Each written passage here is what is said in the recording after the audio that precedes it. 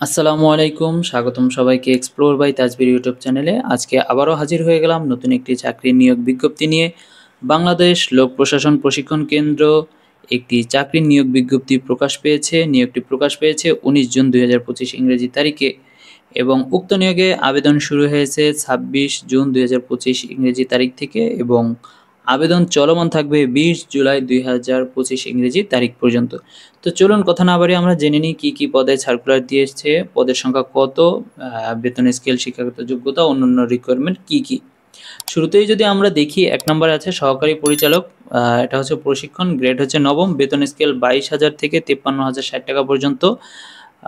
বয়সসীমা অনূর্ধ্ব ৩২ বছর পর্যন্ত, পদের সংখ্যা ১টি। শিক্ষাগত যোগ্যতা হচ্ছে কোনো স্বীকৃতিপ্রাপ্ত বিশ্ববিদ্যালয় হইতে লোক প্রশাসন বা রাষ্ট্রবিজ্ঞান বা অর্থনীতি বা সমাজবিজ্ঞান নির্দিষ্ট পদের সঙ্গে সম্পর্কিত অন্য কোনো সংশ্লিষ্ট সামাজিক বিজ্ঞান বিষয়ে প্রথম শ্রেণীর মাস্টার ডিগ্রি অথবা দ্বিতীয় শ্রেণীর অনার্স সহ দ্বিতীয় শ্রেণীর মাস্টার ডিগ্রি।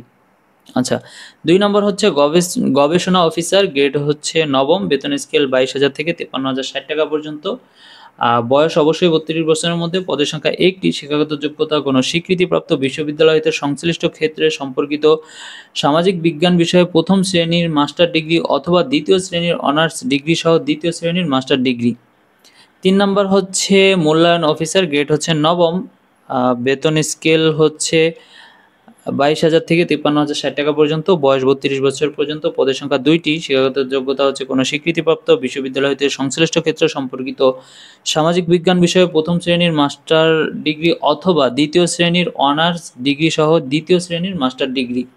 আচ্ছা, ৪র্থ নম্বর হচ্ছে কারিগরি তদারকি, গ্রেড হচ্ছে দশম, বেতন স্কেল ১৬,০০০ থেকে ৩৮,৬৪০ পর্যন্ত, বয়সসীমা অবশ্যই ৩২ বছর পর্যন্ত, পদের সংখ্যা ১টি। শিক্ষাগত যোগ্যতা হচ্ছে সংশ্লিষ্ট ক্ষেত্রে ৩ বছরের অভিজ্ঞতা সহ কোনো স্বীকৃতিপ্রাপ্ত বোর্ড হইতে উচ্চ মাধ্যমিক সার্টিফিকেট বা উহার সমমানের এবং তৎসহ পলিটেকনিক বা ভোকেশনাল ইনস্টিটিউট হইতে যন্ত্র প্রকৌশল বা তড়িৎ প্রকৌশল ডিপ্লোমা অথবা সংশ্লিষ্ট ক্ষেত্রে ৫ বছরের অভিজ্ঞতা সহ মাধ্যমিক স্কুল সার্টিফিকেট এবং তৎসহ কোনো স্বীকৃতিপ্রাপ্ত পলিটেকনিক বা ভোকেশনাল ইনস্টিটিউট হইতে যন্ত্র প্রকৌশলী, তড়িৎ প্রকৌশলী ডিপ্লোমা। আচ্ছা, এখানে হচ্ছে অনলাইন আবেদন পূরণ সংক্রান্ত নিয়মাবলী শর্তাবলী যদি দেখি। ১ নম্বর, বিজ্ঞপ্তি প্রকাশের তারিখ হতে প্রার্থীর বয়সসীমা সর্বোচ্চ ৩২ বছর। উল্লেখ্য বয়স প্রমাণের ক্ষেত্রে এফিডেভিট গ্রহণযোগ্য নয়। তো এই হচ্ছে বিষয়, আবেদনের বেসিক বিষয় যেটা। এখন এখানে একটু কয়েকটা বিষয় আছে, আসলে সব বিষয় বলতে গেলে ভিডিও অনেক বড় হয়ে যাবে। এখানে মেইন যে একটা বিষয় আছে সেটা হচ্ছে যে এসএসসি বা সমমান এবং এইচএসসি বা সমমানের পরীক্ষার ফলাফলের ক্ষেত্রে জিপিএ 3.00 বা তদুর্ধ্ব, যদি 3.00 উপরে থাকে তাহলে কাউন্ট করতে হবে প্রথম বিভাগ, আর জিপিএ যদি 2.00 থেকে 3.00 কম হয় তাহলে হচ্ছে দ্বিতীয় বিভাগ হবে। আচ্ছা, ২ নম্বর হচ্ছে অনুমোদিত বিশ্ববিদ্যালয় কর্তৃক প্রদত্ত সিজিপিএ এর ক্ষেত্রে ক নম্বর, বিশ্ববিদ্যালয় যে স্কেলে 4 অথবা 5 সিজিপিএ প্রদান করে সেই সিজিপিএ স্কেলকে ৮০% এর সমান নাম্বার ধরতে হবে। খ হচ্ছে উক্ত নম্বরের অনুপাতে অর্জিত সিজিপিএ নম্বরকে শতকরা নম্বরে রূপান্তর করতে হবে। গ হচ্ছে উপরিউক্ত পদ্ধতিতে রূপান্তরিত শতকরা নম্বরের ভিত্তিক নিম্নরূপে বিভাগ বা শ্রেণী নির্ধারণ করতে হবে। যদি আমরা একটা নমুনা দেখি যে নিরূপিত নম্বর ব্যক্তি শতকরার হারে, সেটা হচ্ছে বা সমতুল্য শ্রেণী বা বিভাগ, যদি দেখি যে ৬০% বা তদূর্ধ্ব প্রথম শ্রেণী বা বিভাগ, আর যদি ৪৫% বা ততোধিক কিন্তু ৬০%-এর কম সেক্ষেত্রে দ্বিতীয় শ্রেণী বা বিভাগ, ৩৩% বা ততোধিক কিন্তু ৪৫%-এর কম সেক্ষেত্রে হচ্ছে তৃতীয় বিভাগ। আচ্ছা, তো এই হচ্ছে বিষয়, এটা একটু জটিল, একটু সময় নিয়ে পড়ে নেবেন। আর অনলাইনে আবেদনের নিয়ম যদি আমরা একটু দেখি, সেটা হচ্ছে পরীক্ষায় অংশগ্রহণ ইচ্ছুক ব্যক্তি অবশ্যই http://bpatc.teletalk.com.bd এই ওয়েবসাইটে আবেদনপত্র পূরণ করতে হবে। আর আবেদন কবে শুরু হয়েছে এবং কতদিন পর্যন্ত চলবে সেটা আমি জানিয়ে দিয়েছি। আর যারা আবেদন করবেন, আবেদন করার পর থেকে ৭২ ঘন্টার মধ্যে অবশ্যই আপনার আবেদন ফি জমা দিতে হবে এবং আবেদনকারীকে ৩০০x৩০০ পিক্সেল একটা ছবির প্রয়োজন পড়বে এবং ৩০০x৮০ পিক্সেল একটি সিগনেচার লাগবে।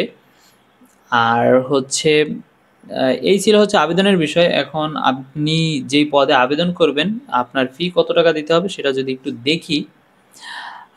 আচ্ছা, অ্যাপ্লিক্যান্টস কপিতে একটি ইউজার আইডি নাম্বার দেওয়া থাকবে এবং ইউজার আইডি নাম্বার ব্যবহার করে প্রার্থী নিম্নোক্ত পদ্ধতিতে যে কোনো টেলিটক প্রিপেড মোবাইল নাম্বারের মাধ্যমে 2টি এসএমএস করে পরীক্ষার ফি বাবদ 200 টাকা ও টেলিটকের সার্ভিস চার্জ বাবদ 23 টাকা, যেটা কিনা অফারযোগ্য, অর্থাৎ 223 টাকা আপনাকে জমা দিতে হবে। তবে ক্ষুদ্র নিগোষ্ঠী প্রার্থী, প্রতিবন্ধী এবং তৃতীয় লিঙ্গের প্রার্থীদের ক্ষেত্রে সকল পদের জন্য 50 টাকা এবং টেলিটকের সার্ভিস চার্জ হচ্ছে 6 টাকা, মোট 56 টাকা জমা দিতে হবে, যেটা কিনা আপনি আবেদন করার 72 ঘন্টার মধ্যে জমা দিতে হবে, অন্যথায় আপনার আবেদন বাতিল বলে গণ্য হবে।